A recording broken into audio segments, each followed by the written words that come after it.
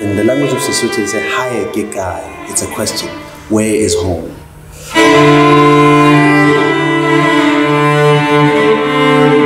The biggest challenge of the week, I think, is questioning a lot about where my home is.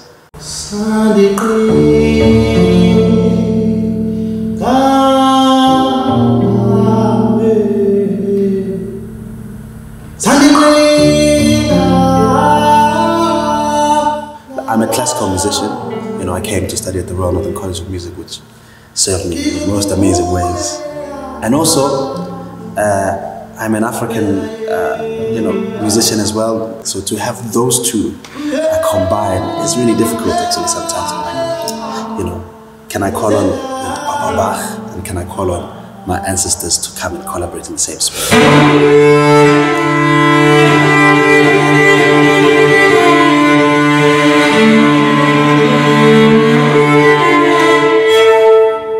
And asking those questions of how I can combine, but in an authentic way, in the way that is my voice.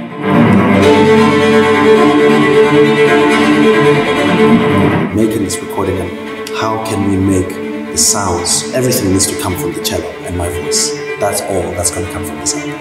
And so finding ways, to elevate the music, sometimes electronically, and sometimes to see if we can get the sound to be as good as possible. Can I sound like a bass drum, from the churches of our apostolic people from South Africa?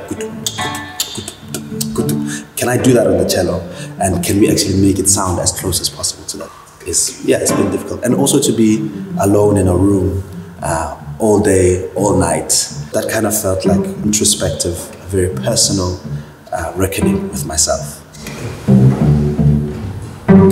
So the first person that came to see me, that I spent the day with, is a fantastic composer called Barak Shmuel. He's the professor of improvisation and composition at the Guildhall School of Music. And also he used to be in Django Bates' band. He's a fantastic saxophone player.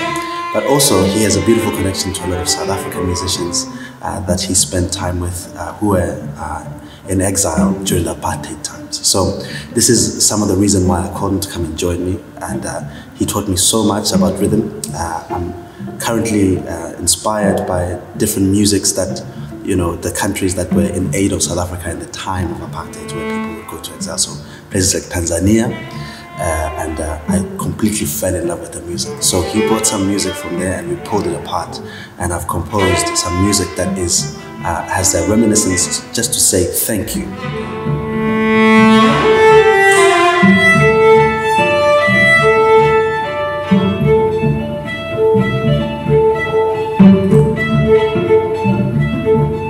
And on the second day, we had an amazing percussionist and a griot from Ivory Coast, and his name is Sidiki Dembele.